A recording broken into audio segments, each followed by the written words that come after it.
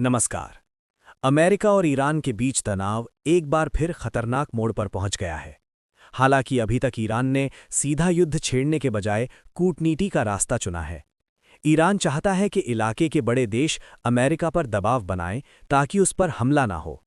Iran का साफ कहना है, अगर अमेरिका ने हमला किया तो पूरा मध्य पूर्व युद्ध की आग में झुलस सकता है। सऊदी अरब, यूएई और जॉर्डन पहले ही कह चुके हैं कि वे ईरान पर हमले के लिए ना तो अपनी जमीन देंगे और ना ही हवाई रास्ता। इससे अमेरिका की सैन्य योजना मुश्किल में पड़ती दिख रही है।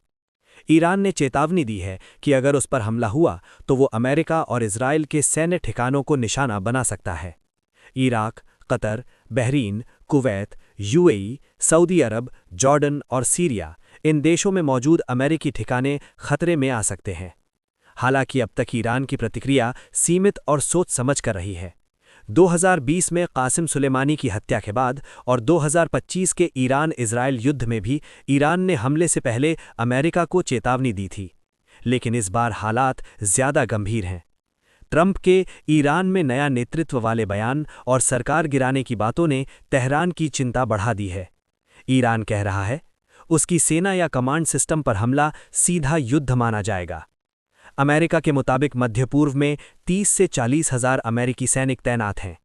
ये सभी ईरान की मिसाइलों और ड्रोन की रेंज में आते हैं। ईरान के पास करीब 2000 बैलिस्टिक मिसाइलें हैं। इजराइल के साथ युद्ध में वो दिखा चुका है कि उसकी कुछ मिसाइलें मजबूत एयर डिफेंस को भी ककमा दे सकती हैं। अब ईरान नई रणनीति पर काम कर रहा है। एक साथ बड़ी संख्या में ड्रोन, स्पीड बोट और मिसाइलों से हमला, ताकि दुश्मन संभल ही ना पाए। इसके साथ ही ईरान के सहयोगी गुट भी अलर्ट पर हैं। इराक के शिया गुट, लेबनान का हिजबुल्ला और यमन के हूथी। अगर ये सभी साथ आए तो अमेरिका के लिए हालात बेहद मुश्किल हो सकते हैं।